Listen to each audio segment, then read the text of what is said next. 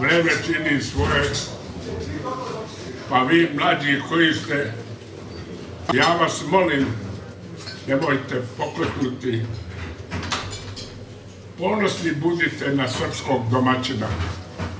Srpski domaćin je bio i vojska, i kultura, i sve je bio stub srpske države i srpske državnosti. Pa evo, nalazimo se u dvorištu medicinske škole u Šapcu, koja inače ima dugu tradiciju, stara je preko 80 godina, i za ovaj spomenik sam saznao pre 2 dana, onda sam zajedno s profesorom zahvaljujući Branislavu Stankoviću, poznatim istoričarem ovde iz Šapca, koji je bio direktor muzeja u Šapcu, i kad sam mu rekao da idemo na Cer i da je tema ove godine Vojvoda Vuk i Srpska četnička akcija u staroj Srbiji od 1912. godine, onda je on rekao, pa zašto ne obiđete spomenik Vojvodi Brani i tim četničkim junacima.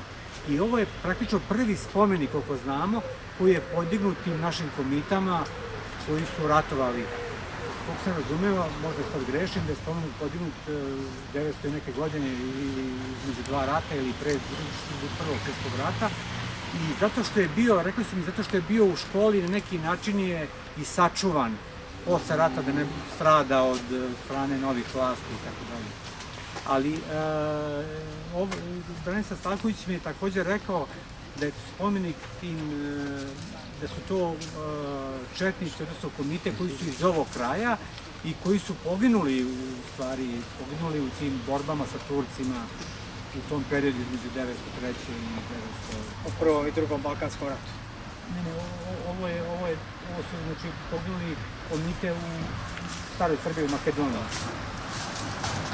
U svakom slučaju otkrili smo jedan novi spomenik i eto, to je lep događaj, to se sve lepo uklapa u ovogodišnjice obeležavanje, znači Cerske bitke. Mi svake godine, kao što znate, imamo čas istorije. Jedne godine to je bila Cerska bitka, bitka na Kučevu, zatim sadejstvo srpske i crnogorske vojske, proboj Solunskog fronta, ali evo ovu temu do sad nikad nismo obrađivali i eto, po Božijem promislu se desilo da posvetimo ovaj spomenik koji je na neki način zaboravljen i za njega se ne zna, samo ga ljudi u Šapcu znaju, praktično šira javnost u Srbiji ne zna, tako da ja nisam znao.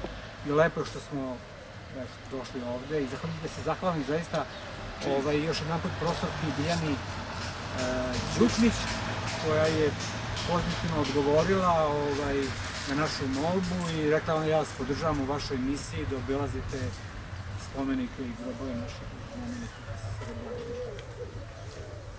Danas smo upotpunili kulturu sećanja na slavne srpske junake za oslobođenje Srbije.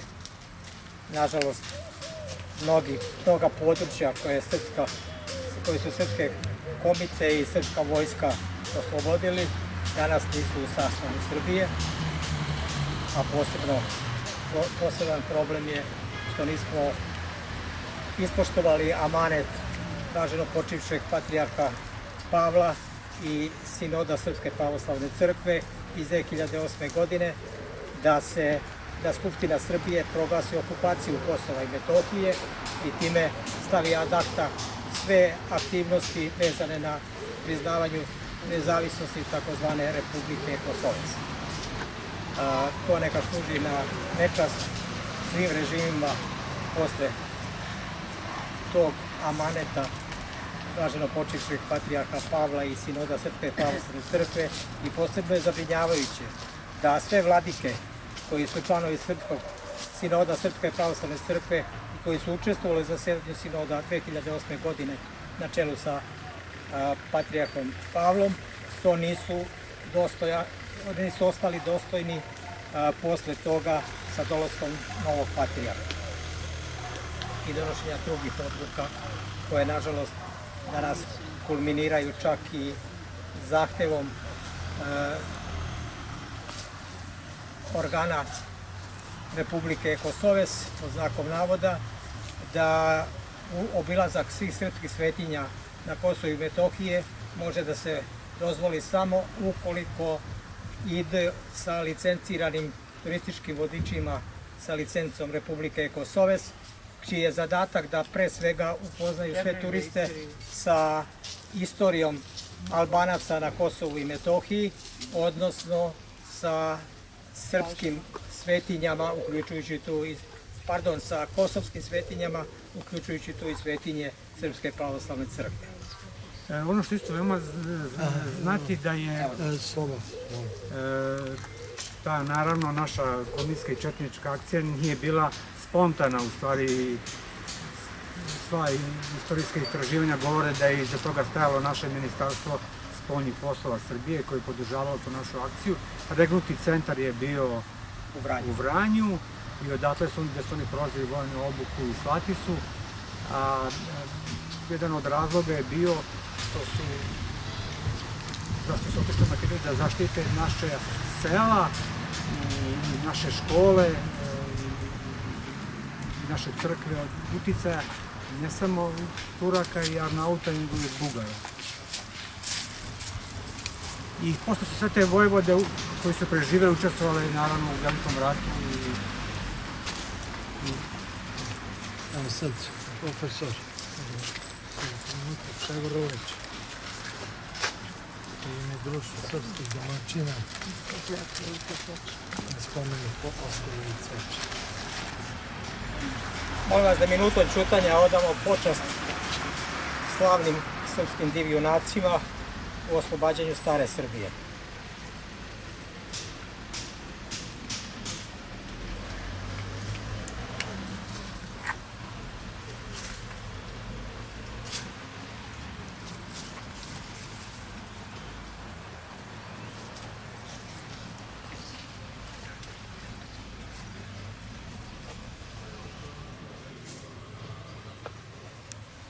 Slava srpskim divijunacima i večito im hvala. Ovdje im dušu prosto. Evo je, s ove strane je fotografija Vojvode Brane. Ovdje je spisak Homica. Ovdje su nazivi mjesta koja su oslobađali u staroj Srbiji.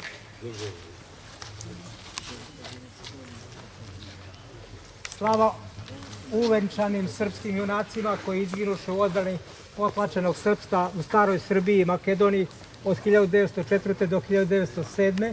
Šapčani, preko grobova svetih sloboda naš žrtvama ovako hrabro palim, Srbima se diče, slava vam Brano, Bogdane, Lazo i drugi junaci. Vaskrsnuće imena večno svetih koji nam znače.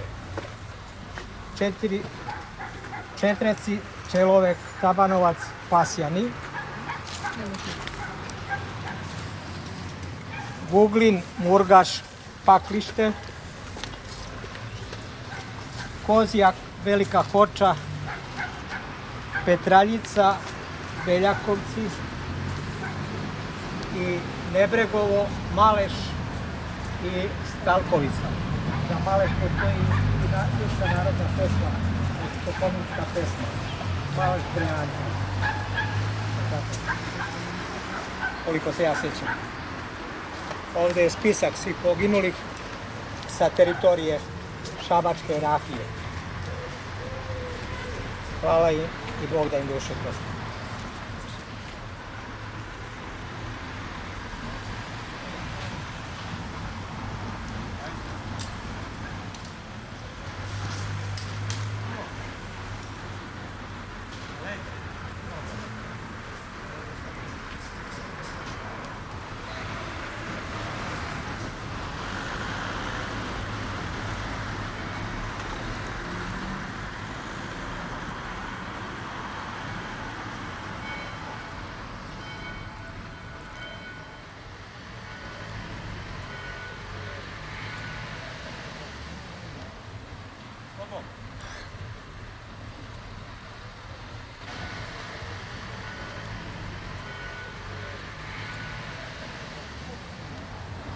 Pomaže Bog svima. Evo nas na drugoj etapi današnjeg putovanja kulture sećanja na naše slavne srpske junake, srpske divborce. Nalazimo se ispred muzeja Boj na Mišaru, gde nas je dočekao naš već stari znanac Filip Rajković, koji će nas ponovo provesti kroz epopeju Boja na Mišaru i u to ime, u ime zahvalnosti od strane Društva srpskih domaćina, Filipu Rajkoviću Društvo srpskih domaćina dodeljuje zahvalnicu. Izvoli Filipe, veliko hvala. Hvala vama. Da. A istovremeno u dogovoru sa upravom muzeja u Šapcu, muzeju Šabac, čija je ovo jedna organizacijna jedinica, Društvo srpskih domaćina dodeljuje povelju zahvalnosti za više decenijsku afirmaciju muzejskog nasleđa, kulture sećanja i saradnju sa Društvom srpskih domaćina. Rekli su mi da predam Filipu koji će to predati direktorijumu, odnosno upravi muzeja u Šapcu. Hvala i u ime Narodnog muzeja. Bogu hvala i nadamo se da ćemo našu saradnju u idućim godinama obogatiti sa dovođenjem jednog posebnog autobusa članova istorijskih sekcija iz beogradskih škola. To bi bilo lepo. Ja vas pozivam da sada posetimo novu izložbu, pošto je prekjuče, ili tako, ili juče. Dodatno obogaćena, tako je, tako da ćemo sada I pogledati. bila je posebna centralna manifestacija na republičkom nivou proslave Boja na Mišaru, pa Filip će o tome nešto više kad uđemo unutra. Tako je, prvo da se smestimo lepo unutra, pa ćemo onda Izvolite. početi sa pričom za koju uvek imate vremena, tako? Evo ovako, dragi moji posetioci, kao što je sam profesor rekao, višegodišnji, dobro mi došli ponovo na Mišar. E sad, pošto ja od prilike prepoznajem likove, vidim da ima i novih, tako je, a ima i starih, tako da nije zgorek da ponovimo priču zbog koje ste vi odvojili svoje vreme. Dakle, vi se danas nalazite u čuvenom selu Mišaru, istorijskom mestu, koje je opevano i u čuvenoj pesmi Filipa Višnjića Boj na Mišaru, koja počinje stihovima: polećela dva vrana gavrana sa Mišara, polja širokoga, od Šapca, grada bijeloga. To je upravo to istorijsko mesto Mišar, gde se 13. avgusta 1806. godine dogodio jedan veliki boj između srpske ustaničke i turske bosanske armije. Dakle, kao što sami znate, ja volim da napravim jedan mali uvod, čisto kako bismo lakše sagledali veličinu pobede Boja na Mišaru. Dakle, svima nam je poznato da se na Sretenje gospodnje 15. februara 1804. u selu Orašcu u Šumadiji podigao ustanak, da je za vođu ustanka izabran vođa Karađorđe i da je u prvim danima ustanka njihova ustanička borba imala strog antijaničarski i antidahijski karakter. Do bitke na Ivankovcu 1805. kada se ta ustanička vojska prvi put sukobljava sa regularnim snagama Otomanske imperije. Pošto su porazili tu vojsku koja se nalazila na teritoriji tadašnjeg beogradskog pašaluka, Visoka porta donosi odluku da se na Srbiju krene, tako reći, iz dva smera u kaznenu ekspediciju. Jedan pravac je vodio od Niša, tu vojsku će ustanici zaustaviti u čuvenoj bici na Deligradu, a drugi je vodio iz Bosne i toj bosanskoj vojsci Karađorđe će na put stati, tako je upravo ovde na Mišaru. Zašto je došlo do bitke na Mišaru i kako to da je došlo baš ovde? Mišar se iz svojih strateških razloga i položaja gde se nalazi se sam ponudio, tako reći, kao bojno polje. Karađorđe, pošto je znao iz prethodnih bojeva koje su se dogodili na ovom terenu, manjih bojeva ili većih megdana, zavisi kako bismo ih mogli okarakterisati, znao je da se ovde nalazi jedno visoko brdo koje u strateškom pogledu dominira ravnicom, a svima nam je poznato upravo i iz onih čuvenih stihova našeg Janka Veselinovića, koji sam piše: nema veće ravnice u Srbiji od Mačve, ona se prostire od Mišara do Drine. Dakle, Nišarsko brdo u tom pogledu strateški dominira ravnicom. Sa jedne strane tog brda protiče reka Sava koja je ono vreme činila prirodnu granicu sa Austrijom. Sa druge strane je bila jedna gusta šuma koja se završavala tek negde ispred Valjeva, tolika je bila, zvala se Kitog. Stanovništvo ovog kraja je nazivalo i Česta, toliko je bila česta i neprohodna. A taj ogranak druma koji je povezivao Šabac sa tadašnjim Beogradom prolazio je tik između reke Save i Mišarskog brda. Tako da, narodski rečeno, turska vojska, htela ne htela, morala je proći ovuda ako imala nameru da stigne do Beograda. A imala je nameru da stigne do Beograda da bi najpre popunila osrednje branjenu Beogradsku tvrđavu i onda tako sa zdrave baze krenula ka unutrašnjosti Srbije da gasi vatru ustanka sve dok se ne bi susrela sa Niškom vojskom koja je takođe išla u susret. Što se tiče samog Mišara, srpska ustanička vojska je brojala 9000 ljudi i ovde na Mišar je stigla negde oko 9. avgusta. Dakle, nekoliko dana pre same bitke je stigla ustanička vojska ovde na Mišar. I odmah pošto je stigla, počela je sa izgradnjom tog čuvenog Mišarskog šanca, jednog nepravilnog četvorouglog utvrđenja koje je građeno ovde na zaravni Mišarskog platoa, na vrhu brda.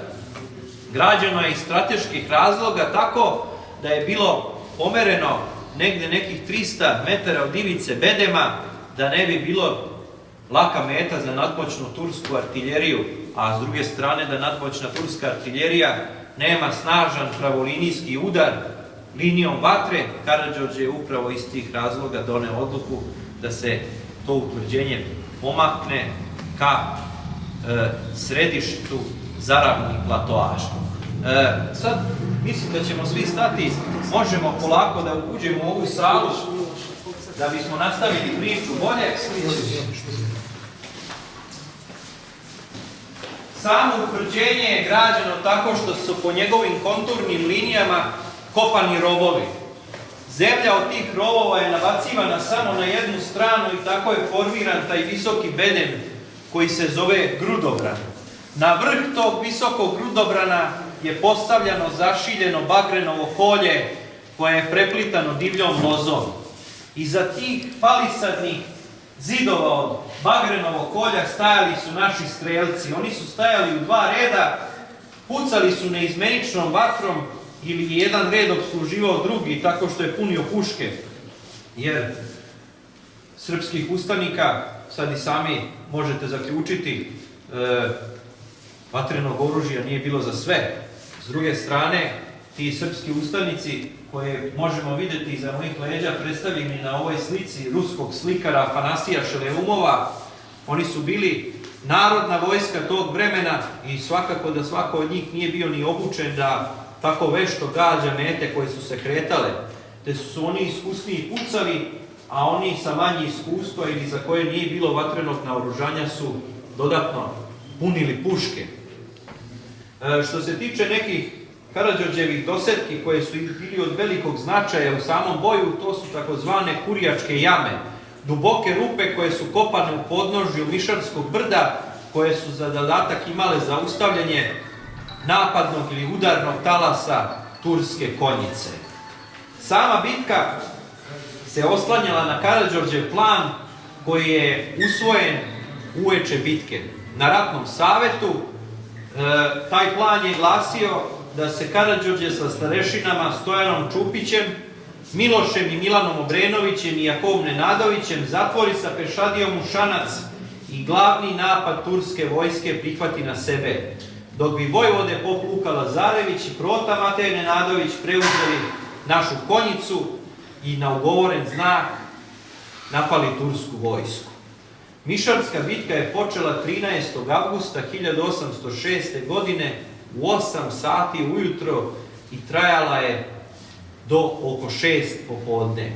Prvi turski napad od Šapca predvodila je turska konjica koja se kretala u paradnom poretku u karakterističnim linijskim formacijama tog vremena, računajući da će predstavom paradnog marša, kako su sami govorili, uspjeti da razjure srpske ustanike koji su zaposeli taze izgrađene bedeme. Računajući tako, držeći se strogo paradnog marša, oni nasumično upadaju u te kurjačke jame. Sad možete zamisliti u svojoj glavi, jedni upadaju u te rupe, kako se mogla ponašati ona druga, drugi broj turskih konjanika koji ostaje na konjima. To postaje razularena masa, konji počinju da divljaju i oni se pod utiskom, neki vraćaju na početne pozicije, a neke uspevaju prvi srpski plotuni da primoraju da se vrate na početne pozicije. Sulejman Paša u tom trenutku uviđa da je došlo do pometnje, do meteža i izdaje naređenje hodžama i dervišima da prođu kroz bojne redove i citiranjem delova Kurana pokušaju da obodre tu vojsku, da je vrate želju za borbom, što im naravno u velikoj meri uspeva i negde oko 12 sati, oko podneva, dolazi do glavnog pravca turskog napada ovde na Mišaru. Njega, za razliku od onog jutarnjeg, predvodi iskusna pešadija, koja lako uspeva da zaobiđe te kurjačke jame, uspeva da savlada uzvisinu i počinje da nasumično ugrožava samo utvrđenje. Karađorđe u tom trenutku procenjuje da je to moment kada se bitka strateški lomi, izdaje naređenje da se opale 2 topovska plotuna, što je bio znak za našu konjicu da krene, i pop Luka Lazarević i prota Matija Nenadović najpre nastupaju kao jedinstvena formacija, dok se na jednom mestu oni razdvajaju 2 zasebne grupe i deo konjanika koji predvodi pop Luka Lazarević odmah skreće ka Šancu. Napada tursku vojsku u bok, odbija je od Šanca, time naravno postiže i onaj taktički faktor iznenađenja. Turska vojska se ponovo našla iznenađena, čini onaj taktički korak unazad. Karađorđe sa Šanca to uviđa i ponovo ne propušta priliku da pravilno reaguje. Naređuje da se otvore kapije Šanca i on sa pešadijom izlazi u Mišarsko polje. Tada naravno dolazi do onog najuzbudljivijeg, nažalost, najkrvavijeg dela bitke, kad se u bitku upušta naša pešadija, kad dolazi do borbe prsa u prsa. Dok drugi deo naše konjice nastavlja do jednog mosta na obližnjoj rečici Dumači, gde je bila stacionirana turska artiljerija i komandni tabor Sulejman Paše. Narodski, arhaično, rekli bismo, uspeva da razjuri turske artiljerce po polju, unese pometnju u komandni tabor i on, Sulejman Paša, sa svojom pratnjom uplašen, beži za Šabačku tvrđavu. Po obavljenom zadatku prota Matija se sa svojim delom konjice okreće ka Mišaru i time napada tursku vojsku sa leđa. Turska vojska, koja je brojala 40.000 ljudi, se našla na jednom brisnom prostoru kako je bilo Mišarsko polje, dakle to su bile livade i pašnjaci, čistina tog vremena, napadnuta pravilno strateški iz 3 različita smera, tako reći strategijskim kleštima. Sa boka pop Luka sa svojim delom konjice, frontalno spreda Karađorđe s pešadijom, sa leđa prota Mateja sa njegovim konjanicima. Jedini slobodan pravac turskoj vojsci je ostao severni, a i njega pokriva reka Sava. Turska vojska prema tome je ostala na bojnom polju i bez svog komadanta. Sulejman Paša je pobegao za Šabačku tvrđavu i bitka traje, kao što sam rekao, do samog predvečerja i pod utiskom ona gubi borbenu stegu i polako zapada u metež i počinje nekontrolisano da se povlači ka svim mogućim pravcima. Jedni beže ka Savi u pokušaju da se domognu Austrije, a narodni pripovedač i govori da su u jednom momentu Srbiji prešli Savu i da su ih gonili, kako i sami kažu, do vode Bosuta.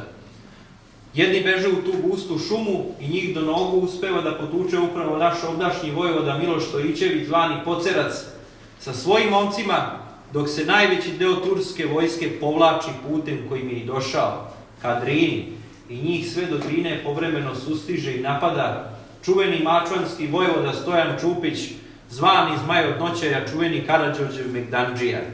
Dakle, Mišarska bitka je završena u samo predvečerje, u smiraj dana tog 13. avgusta potpunom srpskom pobedom. Iako za neku ozbiljniju akciju koja će se završiti velikom pobedom u prvobitnim planovima nije bilo ni reči.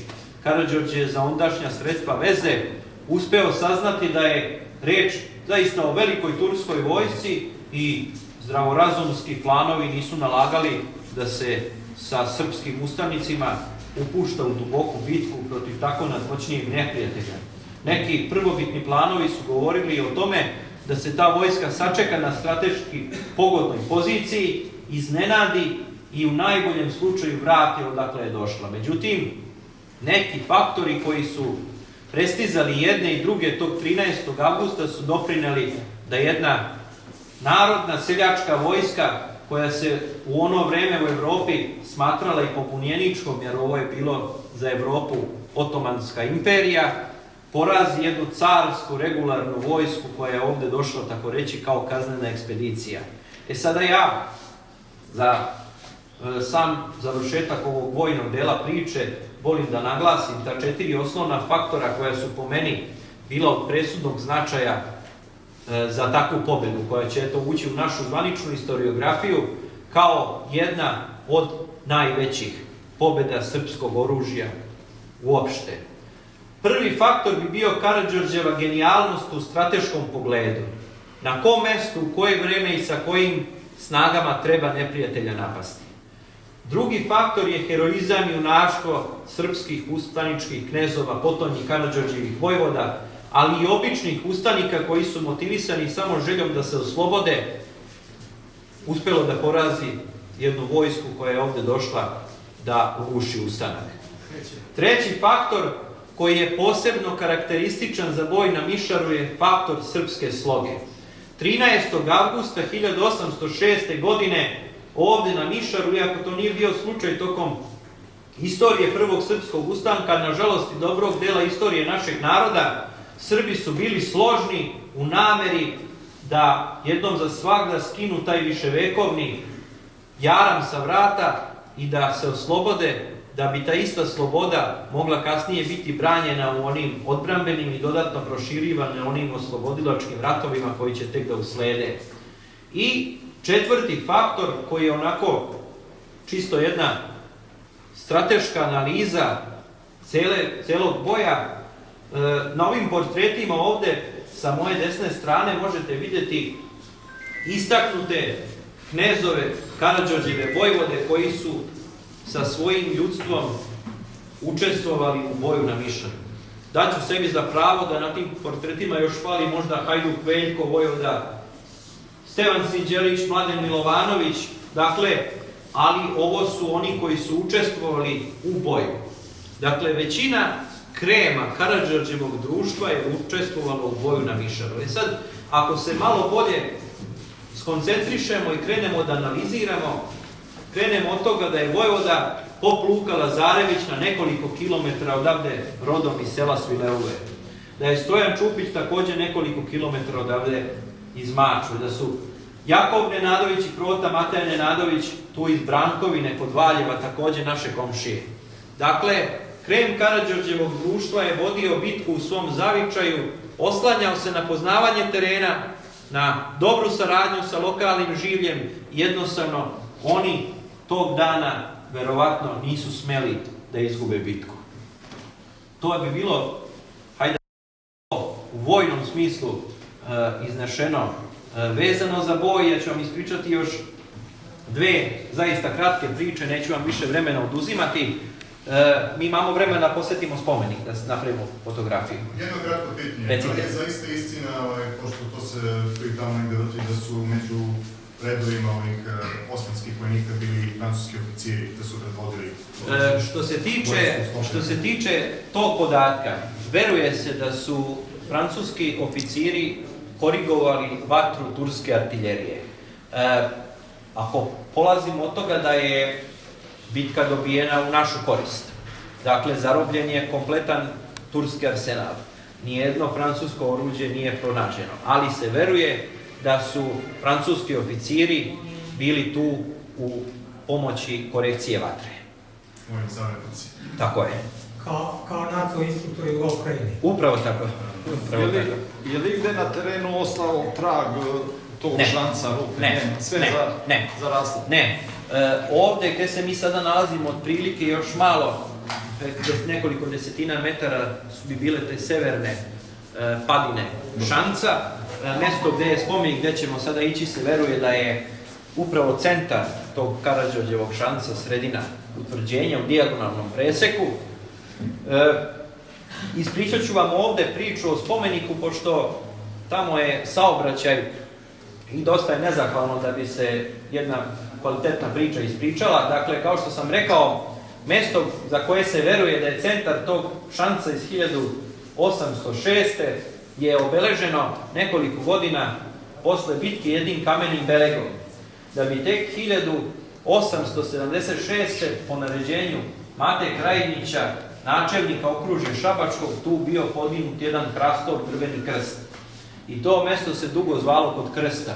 Tu su se kao i svuda po Srbiji događali svi bitni seoski dogovori i događaji, prela, mladi su se tu upoznavali, kmet je tu delio zadatke svojim počinjenima i ono što će se raditi u polju i u selu, da bi tek 1906.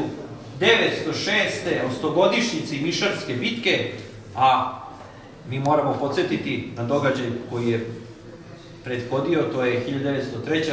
dogodio se Majski prevrat, dinastija Karađorđević ponovo dostupa na srpski tron i počinje da obiležava mesta pobeda, poprišta i stradanja Karađorđeve vojske, među kojima je naravno i Mišar. Podignut je spomenik 6,5 metara visok od radaljskog kamena, na čijem se vrhu nalazi dvoglavi orao. Pošto je spomenik podignut 1906. Dakle, to je vreme kada se srpska država, ili kako se govori, zlatna decenija srpske demokratije pod kraljem Petrom, dolazi u neprilike vezane za aneksijonu krizu i carinski rat. Princ Đorđe Karađorđević, koji je prisustvovao toj komisiji za postavljanje spomenika, je naložio da se spomenik postavi tako da jedna orlovska glava gleda prema Bosni, druga prema Vojvodini.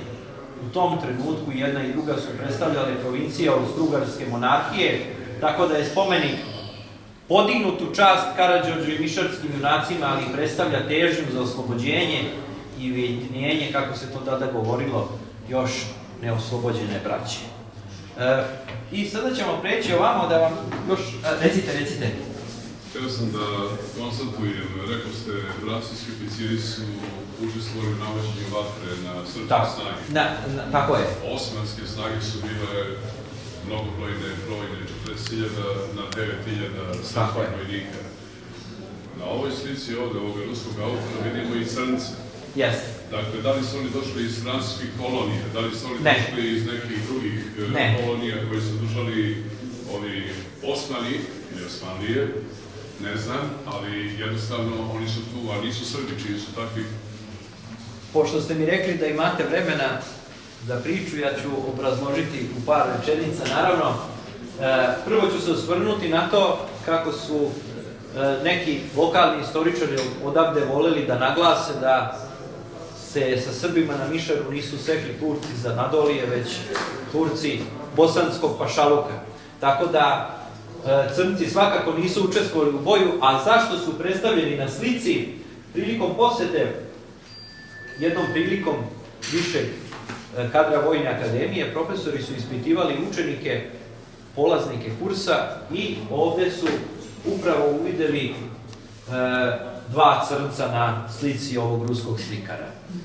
Pošto je Afanasij Šeleumov bio izbeglica iz carske Rusije 1917. nastanio se u Zrenjaninu i da bi opstao, počeo je uviđenijim Srbima da slika scene iz nacionalne istorije.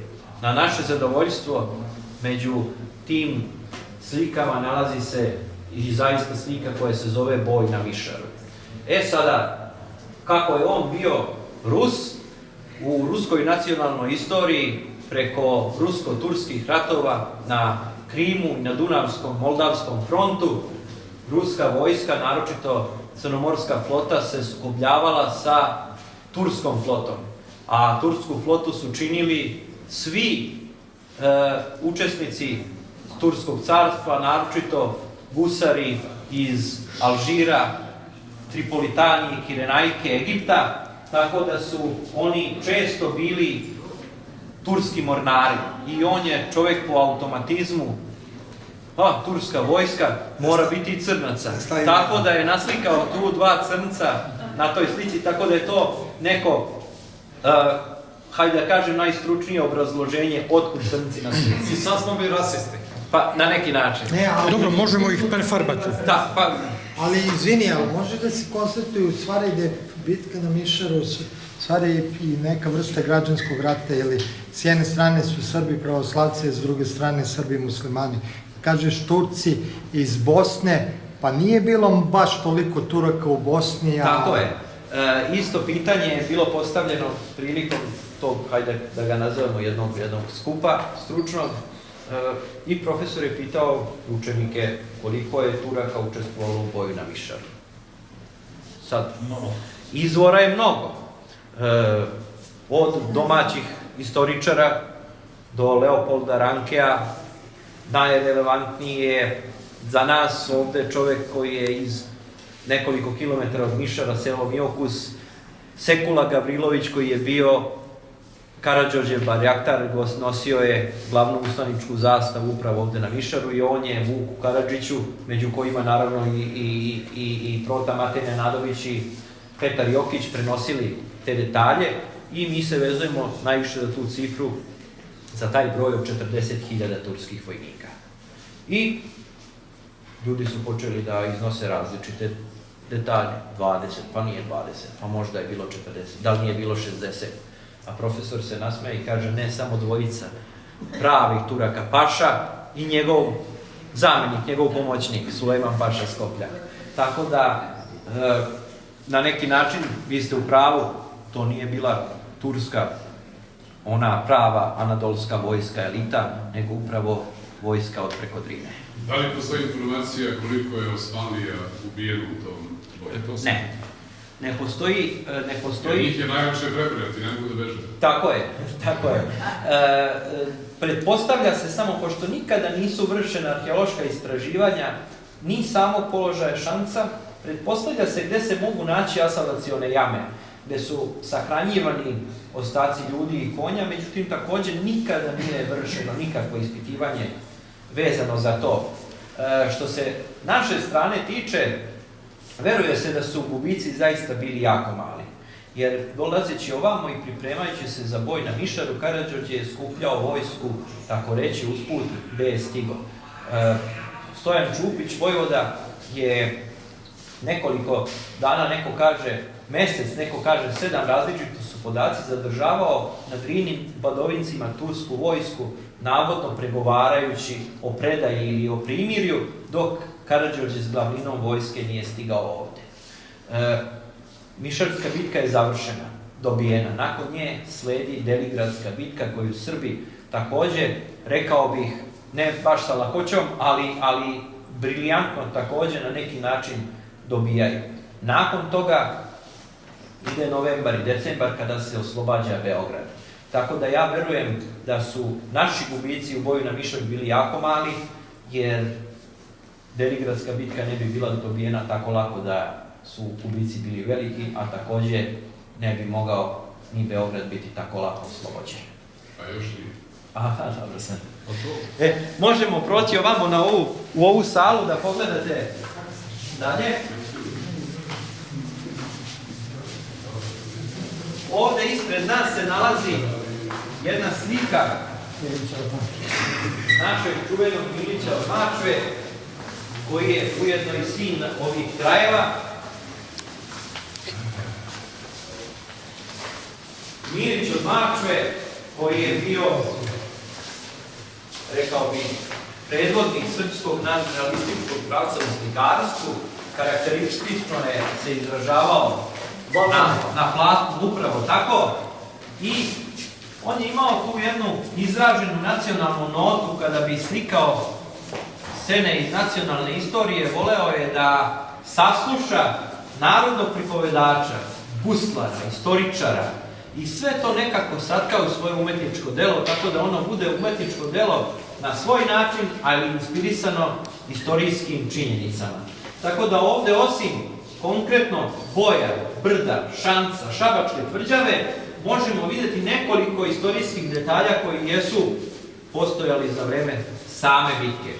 Ovde naravno vidimo jednog srpskog artiljerca koji javlja konjici da krene. Ako se malo bolje zagledamo, ovde možemo vidjeti jednu osmatračnicu koja je postojala, koju podižu Turci nekoliko dana pre same bitke sa austrijske strane Save i dovode četvoricu uglednih austrijskih generala da posmatraju tog bitke.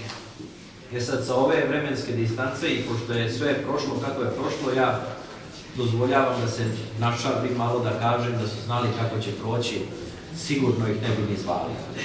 Takođe, ovde vidimo jednog srpskog ustanika koji puca na jednog turskog delibašu koji je sedeo na jednom drvetu. Sada priča za to je posebna samo za sebe.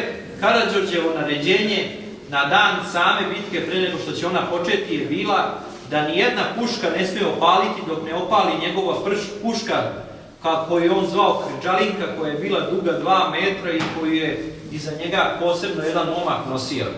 I, naravno, to naređenje nije bilo tek tako da bi on trenirao strogoću ustanicima, municije, odnosno džebane, kako se ona zvala, nije bilo dovoljno za sve, ona se morala štedjeti. I drugo, kao što sam rekao, srpski seljaci nisu bili tako vešti da bi gađali daleke mete koje se kreću i dok su čekali da turski bojni redovi priđu bliže, jedna puška iznenada je opalila.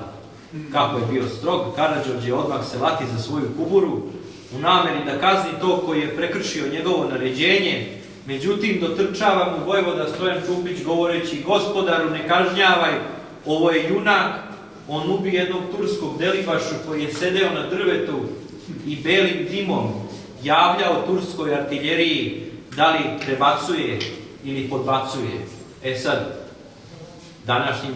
Ko indijanci. Upravo tako, današnjim rečnikom vojnim rekli bismo da je on oslepeo tursku artiljeriju, tako da je ona gađala na slepo. Sad Karađorđe kako je bio strog, ali je bio pravičan, grli tog vojnika govoreći mu da Bog da se ovakvi Srbi rađali. I na čelnom mestu mili slika Karađorđa sa košnicom iznad glave. Sad, sama slika je umetničko delo velike vrednosti i kao takva je pretrpela različita tumačenja i na kraju su se neka dva ustavila vezana za tu košnicu. Prvo, predstavljaju onim filozofski nastrojeni te vole reći da su se Karađorđu u oči bitke misli u glavi rojile kao pčele u košnici, a oni malo više lirski vole da ustvrde da su na posledku njegove misli bile medonosne. Sreća po sve nas, pa su jedni i drugi bili u pravu, te je prošlo tako kako je prošlo. I, naravno, kao završetak cele ove priče moramo istaći da je Mišarska bitka, naravno, svojim sjajem pobede uspela da inspiriše, pored Milića, mnoge dramske pisce, putopisce, umetnike generalno iz svih branši.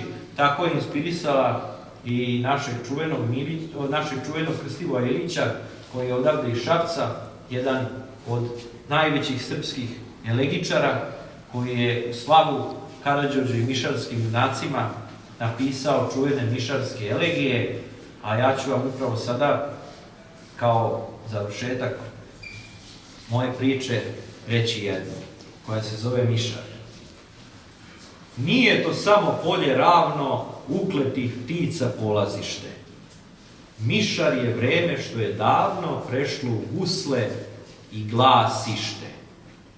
Da bude večni podvig stiha, pevača koji u snu hoda, kad nedopevana pesma tiha ispuni prostor ispod svoda. Nad njim je sunce, krug udesa gde su se Allah i Bog sreli, pod njim svrgnuti demon besa koji potomstvo mržnjom deli.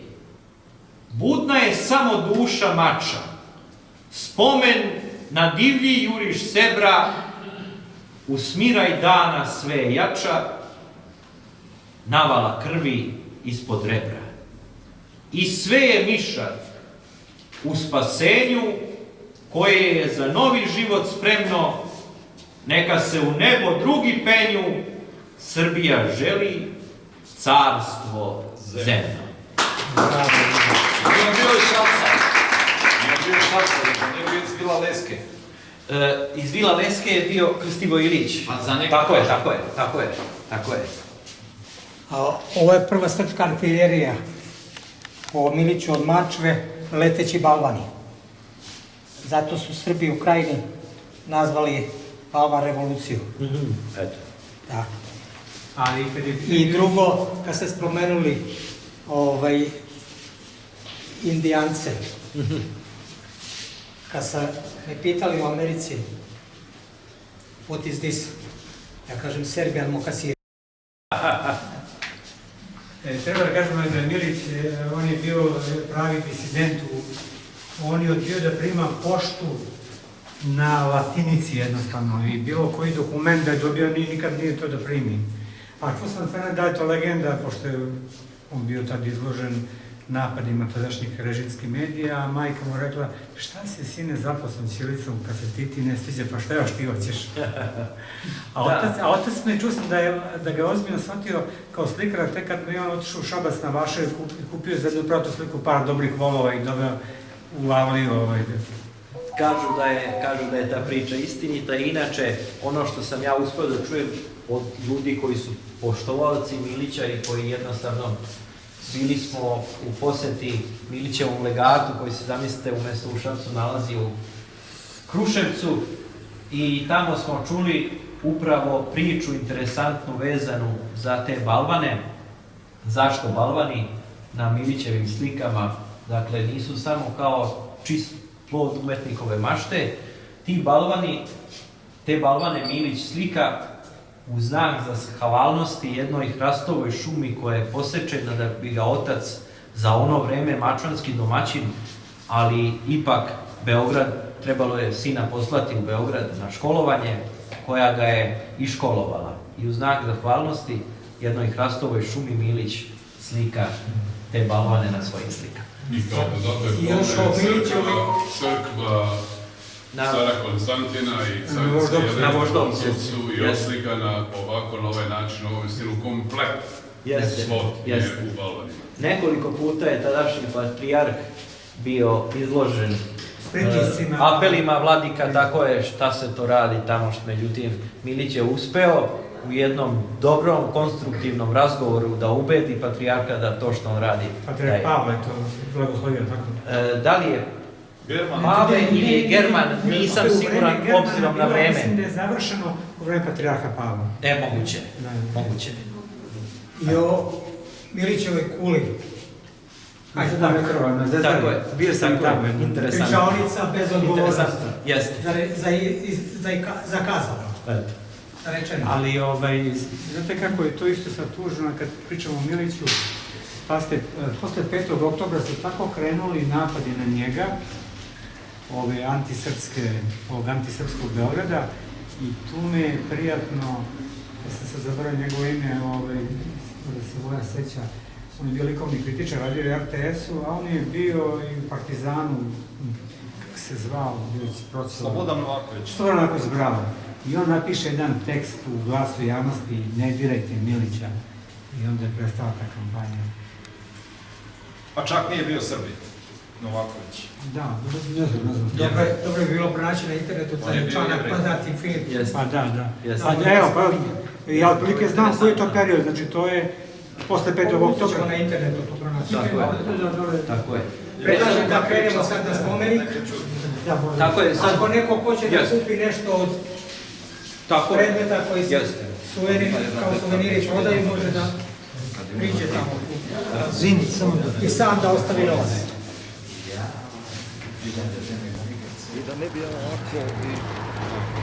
Nalazimo se 2 dana kalendarski posle održanog boja na Mišaru 13. avgusta 1806. godine i u spomen srpskim divionacima Bojana Mišaru. Položit ćemo jedan buket crvenih roža i održati minut šutanja za vječnu pamet svim poginulim srpskim junacima u boju na Mišaru.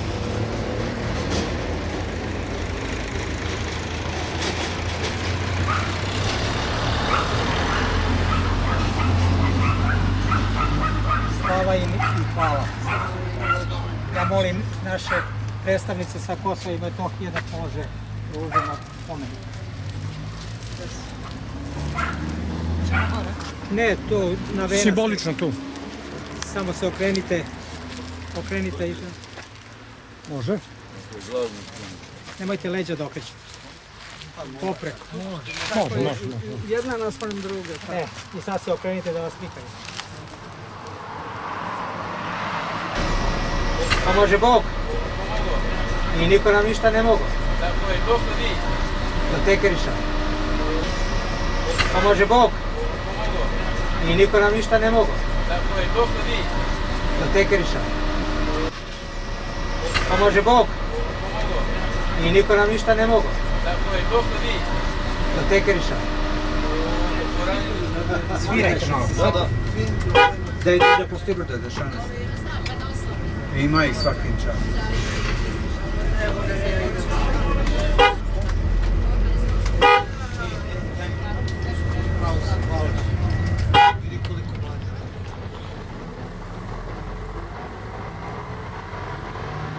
Zategni, prođite tamo na ulicu. Pomaže Bog. I niko nam ništa ne mogu. Tako je. Možemo se pridružiti i naši. Banje, profesore. Ništa manje. Odličan. Hoćete da vas tako stanete da se slikate? Da.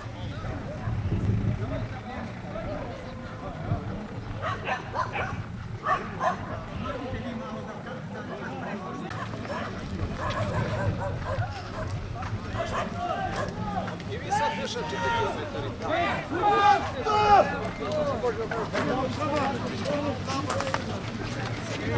Kako RT saznaje, nema predaje. Dobre!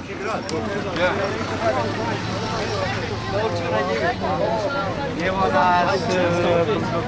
Ja mi ovaj kako se...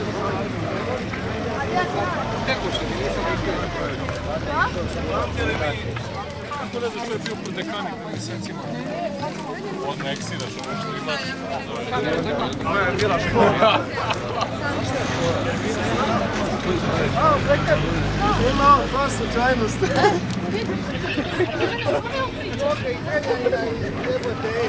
Ima ovdje ko hoćeš svega i svačega. Taško, igra je najbitnije. Idemo vajzu. Druga.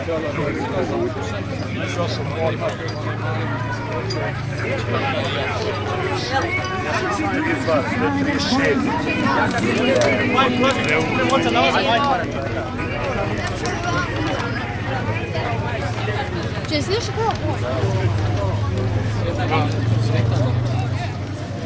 Samo da vidimo malo što ima.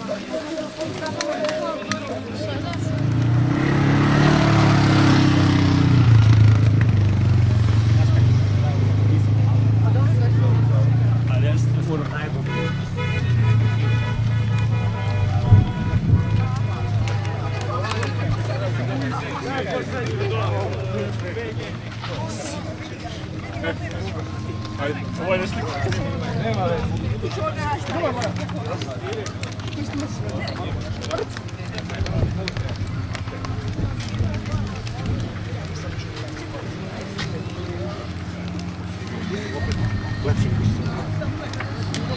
Neće nikad biti kao gore.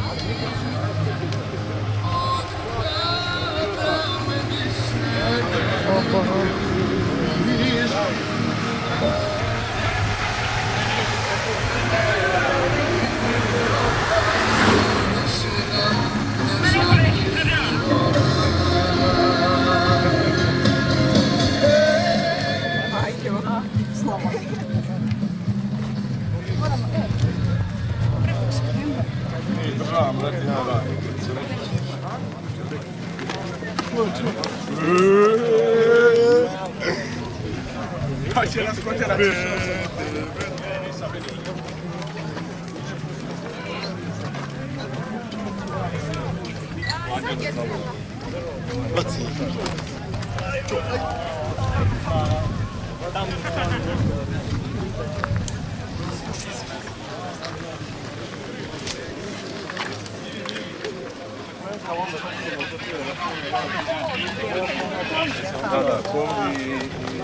Slava Bogu.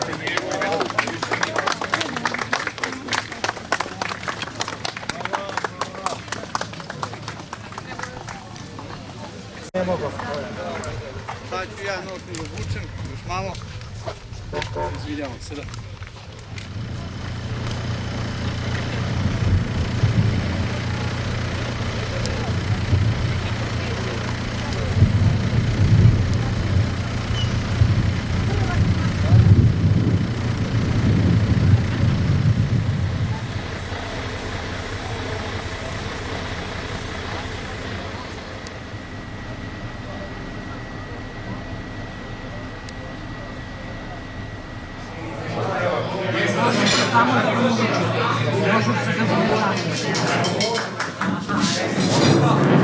Pomaže Bog svima. Molim sveštenika crkve Sveti Ilija na Tekerišu da odobri ručak, da se pomolimo Bogu i da odobrite ručak. Učinit ćemo to onako kako je najispravnije, najpravilnije, dakle saborno, svi zajedno. Oče naš koji si na nebesima, da se sveti ime Tvoje, da dođe carstvo Tvoje, da bude volja Tvoja, na zemlji kao i na nebu. Hljeb naš nasušni daj nam danas i oprosti nam dugove naše, kao što i mi opraštamo dužnicima svojim, i ne uvedi nas u iskušenje, no izbavi nas od zloga. Slava Otcu i Sinu i Svetome Duhu, sada uvek i u vekove vekova. Gospode pomiluj, Gospode pomiluj, Gospode pomiluj. Hriste Bože naš, blagoslovi hranu i piće služiteljima svojim, jer si svet svagda, sada, uvek i u vekove vekova. Amin. Neka je prijatan ručak, izvolite, sedite i poslužite se. Amin. Prijatan ručak.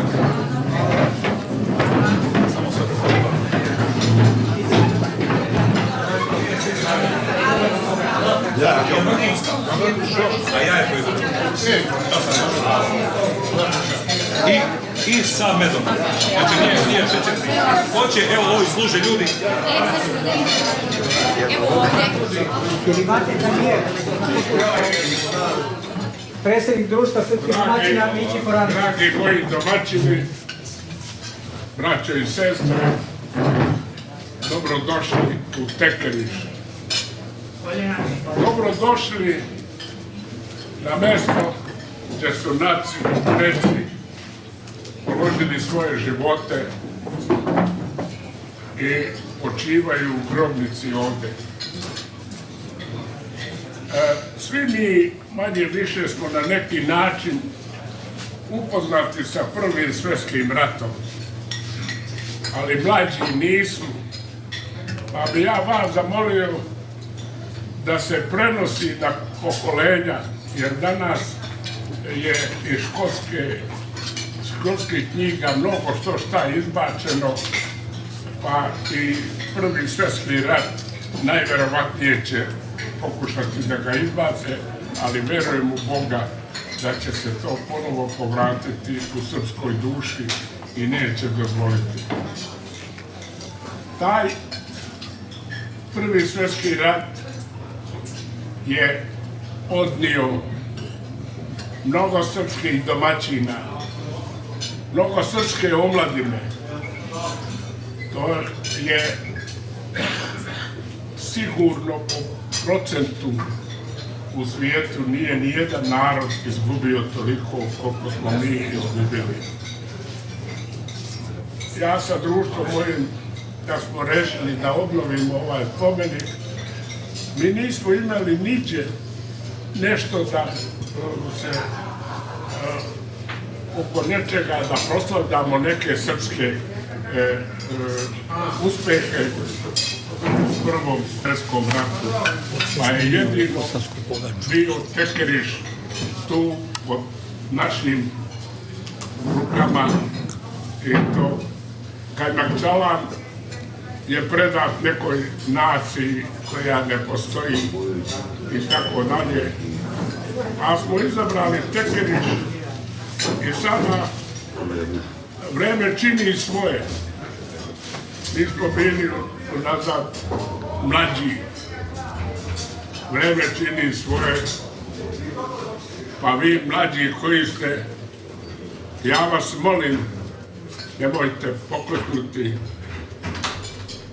Ponosni budite na srpskog domaćina. Srpski domaćin je bio i vojska, i kultura, i sve je bio stub srpske države i srpske državnosti. Nemojte dozvoliti, nastojte da mlađi isto nastave ovo. Mi smo pokušali taj istorijski čas da država, vlast preuzme.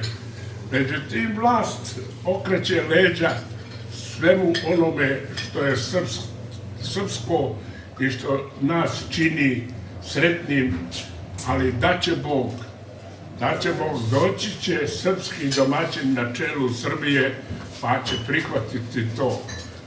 Bilo kad, ali je jedno najosnovnije da vi stanete na braniku naše časti, našeg obraza, pa sa mlađima radite i sarađujte i dovodite ih ovde i želim vam puno sreće i želim vam da vaši mlađi, pogotovo vaša unučad, da vas poštuju i da čuju šta ćete im reći. Živeli!